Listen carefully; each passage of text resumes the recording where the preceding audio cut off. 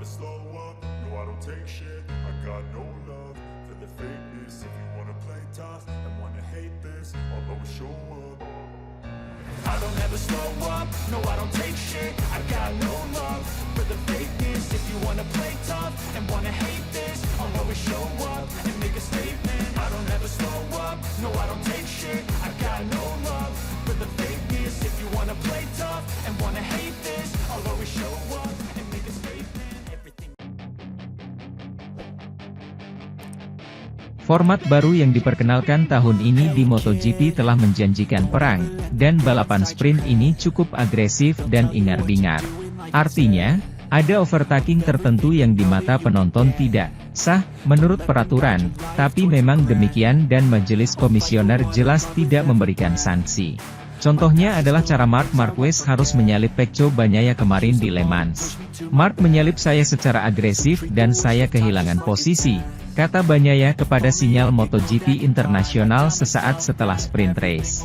Dan baginya, aksi yang diberikan Marc Marquez agak agresif, meski tidak sampai menghukumnya karena batas yang kini bisa dilampaui dengan format kelas Premier ini. Para pilot, senang bisa lebih agresif, sekarang kita bisa. Pada gilirannya, Jorge Martin adalah pemenang balapan, dan dia memiliki ritme yang bagus sejak hari Jumat, dan pembalap Pramac Racing itu mengetahuinya. Pria dari San Sebastian de los Reyes mengomentari permainan dengan Brad Binder. Baris kedua, bagaimana Anda di babak pertama? Dia bertanya pada orang Afrika Selatan itu. Sekitar kelima atau keenam, kira-kira seperti itu. Bagnaia dan Marquez melepas stiker masing-masing, jawab Brad Binder dan menceritakan. Itu menyentuhku seperti, Bagnaia menyarankan ketika dia bergabung dalam percakapan antara Martin dan Binder. Sekarang kita bisa, seru Jorge, merujuk pada betapa sibuknya sprint pada hari Sabtu di mana diizinkan untuk melampaui batas, yang tidak dapat dilakukan pada hari Minggu dan akan dikenakan penalti. Saya tidak meminta Marc dihukum, saya hanya bertanya mengapa mereka menghukum saya. Sementara itu, Pecco terus menjelaskan dirinya kepada pers, tidak. Saya tidak mengatakan bahwa dia agresif, saya mengatakan bahwa pertarungan yang kami lakukan adalah normal, saya menyukainya. Saya hanya tidak mengerti cara dia melakukannya karena 2 minggu lalu saya mendapat hukuman. Saya tidak meminta Marc untuk dihukum, saya hanya bertanya mengapa mereka menghukum saya. Pria Ducati itu jujur. Akhirnya, keduanya menemukan diri mereka dalam briefing yang biasanya diberikan kepada televisi. Jelaskan saja padaku apa yang kamu katakan, kata Marc pada Pecco.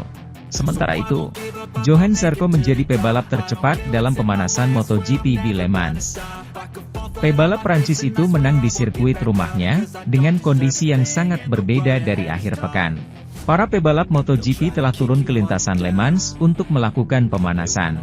Sebuah sesi dengan kondisi trek yang cukup berbeda dari yang ditemui pada akhir pekan, dengan aspal yang sangat dingin meski tidak ada tanda-tanda hujan di trek Prancis.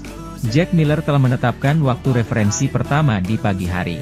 Hampir di pertengahan ronde, Augusto Fernandez terjatuh, tanpa konsekuensi bagi pilot, tetapi setelah itu mereka membatalkan kepulangan ke Pecco Bagnaia. Fabio Di Giannantonio adalah nama lain di puncak klasemen, diikuti oleh Luca Marini dan rekan setimnya Alex Marquez. Meski demikian, catatan waktu terus meningkat di setiap lap. Dengan 3 menit sebelum bendera kotak-kotak, Alex Marquez menjadi pembalap tercepat dengan 1:32.246.